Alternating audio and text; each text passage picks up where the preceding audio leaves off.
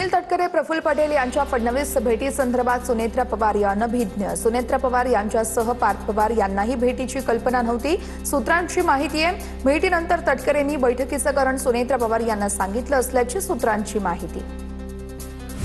अर्थ खात्यासंदर्भात फडणवीसांशी सुनेत्रा पवार यांच्यासोबत जाऊन चर्चा करणार सुनील तटकरे यांची प्रतिक्रिया. तर जयंत पाटील यांच्यासोबत भेट झाली नाही, तटकरेंकडून स्पष्ट. सुनेत्रा पवारांनाच अर्थ खातं मिळणार, अर्थ खातं दुसऱ्यांना मागण्याचा अधिकार नाही. जयंत पाटील यांनी फडणवीसांची भेट घेतल्यानंतर प्रतापराव पाटील चिखलीकर यांची टीका. पक्षाने ठरवलं तर मंत्रिपदासंदर्भात माझा विचार होईल, चिखलीकरांकडून आशा व्यक्त. प्रफुल्ल पटेल आणि सुनील तटकरे दोघेही कपटी नेते आहेत, अंजली दमानियांचा हल्लाबोल.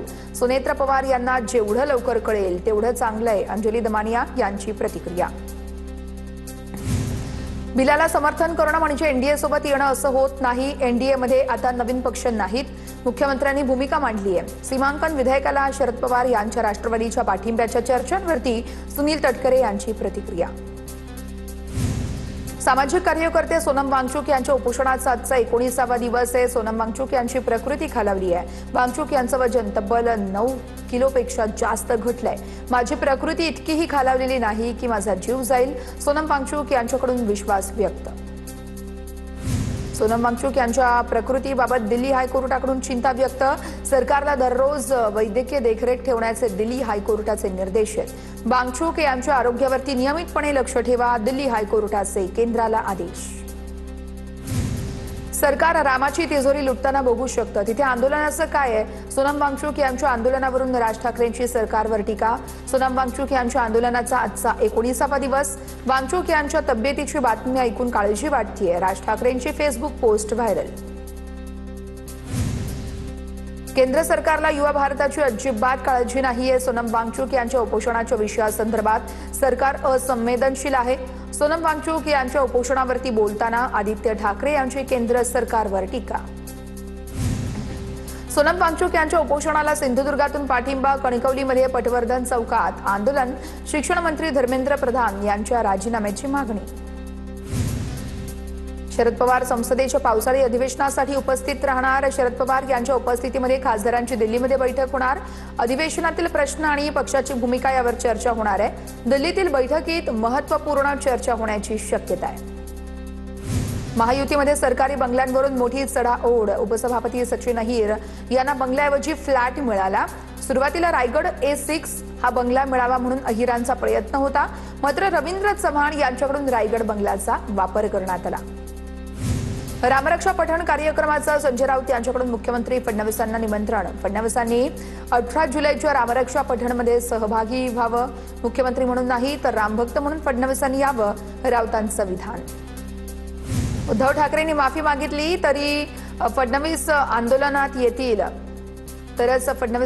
येतील उद्धव ठाकरेंचं रामरक्षा आंदोलन नव्हे तर पक्षरक्षा आंदोलन आहे. राऊतांनी मुख्यमंत्री फडणवीसांना दिलेल्या रामरक्षा आंदोलनाच्या निमंत्रणावरती नवनाथ बन यांचा पलटवार.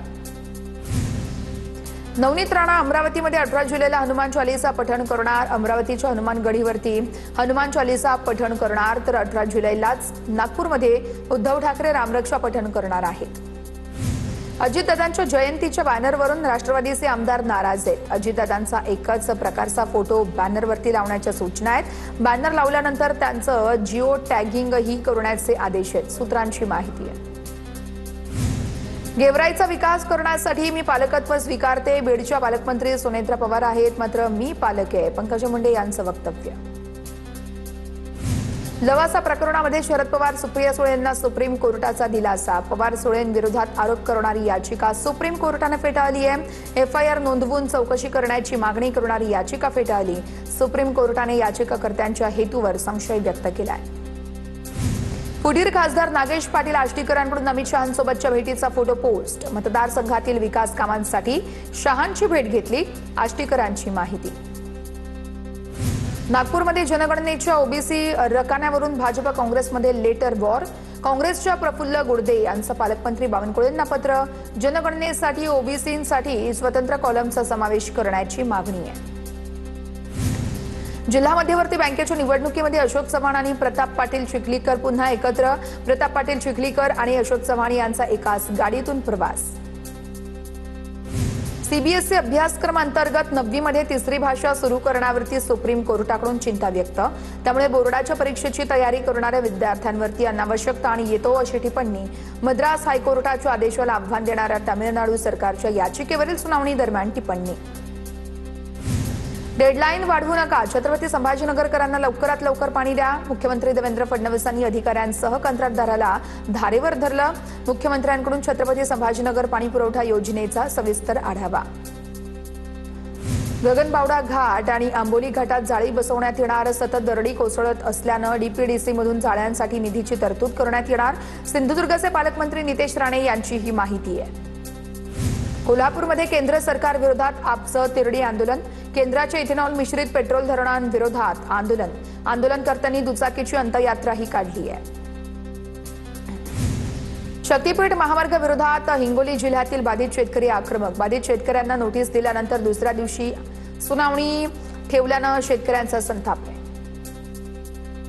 जळगावच्या मेहरून या तलावाच्या पाणीसाठ्यात मोठी घट झाली आहे। मेहरून तलावामध्ये 40% पाणीसाठा शिल्लक आहे। परिसरातील शेतकऱ्यांना चांगल्या पावसाची प्रतीक्षा अद्यापही कायम आहे। जळगावच्या हतनूर धरणातील पाणीसाठ्यामध्ये वाढ झाली आहे। धरणातील पाणीसाठा 67.53%वर। धरणाचे 2 दरवाजे उघडलेले आहेत। गडचिरोली जिल्ह्यातील प्रमुख नद्या जुलै महिन्यातही कोरड्याच आहेत। 18 दिवसांपासून गडचिरोली जिल्ह्यात पावसाची प्रतीक्षा आहे। प्राणहिता, गोदावरी, इंद्रावती, वैनगंगा या प्रमुख नद्या कोरड्यात ठाक आहेत। अकोल्यामध्ये रेल्वे प्रशासनाकडून शेतात साचलेलं पाणी काढायला सुरुवात। रेल्वे प्रशासनाने TV9 मराठीच्या बातमीची दखल घेतली आहे। अकोला खंडवा रेल्वे मार्गासाठी केलेल्या भरावामुळे शेतामध्ये पाणी साचलं होतं, त्यामुळे नुकसान झालं। जेसीबीद्वारे साचलेलं पाणी काढण्याचा प्रयत्न होता। शेतकऱ्यांनी TV9 मराठीचे आभार मानलेत। राज्यात मागील आठवड्यामध्ये झालेल्या पावसानंतरही पाणी संकट कायम आहे। 2655 गावपाड्यांना अजूनही 790 टँकरनं पाणी पुरवठा होतोय। पाऊस लांबल्यास राज्यामध्ये पाणी संकट आणखी भीषण होण्याची शक्यता आहे। बुलढाणामध्ये सोयाबीनचं बोगस बियाणं विक्री केल्यानं यशोदा हायब्रिड सीड्स कंपनी विरोधात गुन्हा। सोयाबीन बियाण्यांचे 5 नमुने फेल। 800हून अधिक बोगस बियाण्यांच्या तक्रारी।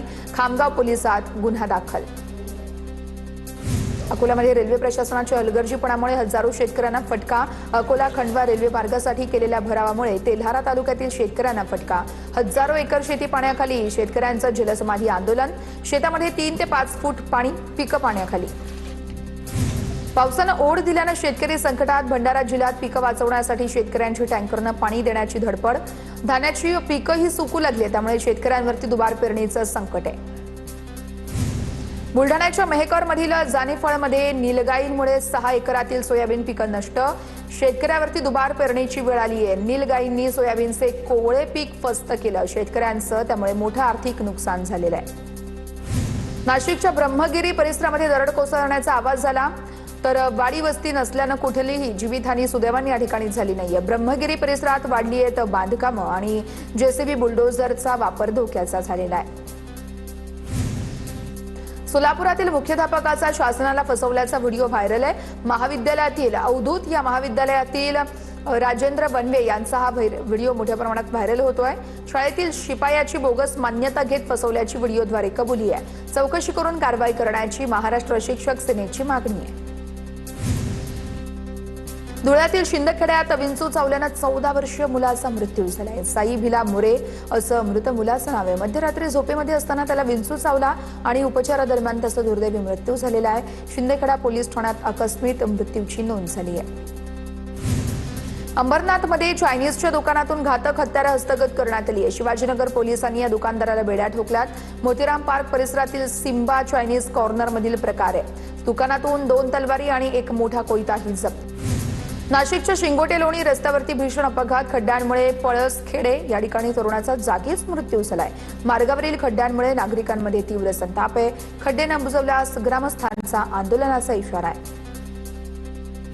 धाराशिवमध्ये दूध भेसळ प्रकरणातील आरोपींचे पोलिसांना ओपन चॅलेंज आहे। आरोपी काकासाहेब डोंबाळेचा खुलेआम साडेसावंगी या गावामध्ये वावर आहे। दूध भेसळीतून डोंबाळेने कमवली कोट्यवधींची संपत्ती। 10 दिवसांपासून पोलीस आरोपीच्या शोधात आहेत। सिंधुदुर्ग जिल्ह्यामध्ये खासदार नारायण राणेंच्या हस्ते आंतरराष्ट्रीय क्रीडा साहित्याचं लोकार्पण, जिल्ह्यातील खेळाडूंना राष्ट्रीय आंतरराष्ट्रीय स्तरावरती स्पर्धात्मक संधी उपलब्ध करून देण्यासाठी महत्त्वपूर्ण पाऊल. संत ज्ञानेश्वर महाराजांच्या माऊलींच्या पालखीचा मुक्काम आज तरडगावमध्ये असणार आहे आणि मुक्कामाच्या ठिकाणी सातारा जिल्हा प्रशासन आणि तरडगाव ग्रामपंचायतच्या वतीनं मोठी जय्यत अशी तयारी देखील करण्यात आली आहे. आषाढी यात्रेनिमित्त विठुरायाचं 24 तास दर्शन सुरू असेल. आज परंपरेनुसार श्री विठ्ठलाचा पलंग काढून देवाला लोट देण्यात आलेला आहे. 3 ऑगस्ट पर्यंत भाविकांसाठी 24 तास पदस्पर्श दर्शन उपलब्ध असणार आहे. पंढरपूरच्या विठुरायाला अर्धा किलो वजनाच्या सोन्याच्या पादुका एका भक्तानं अर्पण केलेल्या आहेत. तब्बल 56 लाख रुपयांच्या सोन्याच्या पादुका या विठ्ठलास अर्पण करण्यात आल्यात. पंतप्रधान नरेंद्र मोदी उद्या हायड्रोजन ट्रेनला हिरवा झेंडा दाखवतील. देशातील पहिली हायड्रोजन ट्रेन जिंद ते सोनीपत विभागात धावणार आहे. भारताच्या पहिल्या हायड्रोजन ट्रेनचा व्हिडिओ रेल्वेकडून जारी करण्यात आलेला आहे.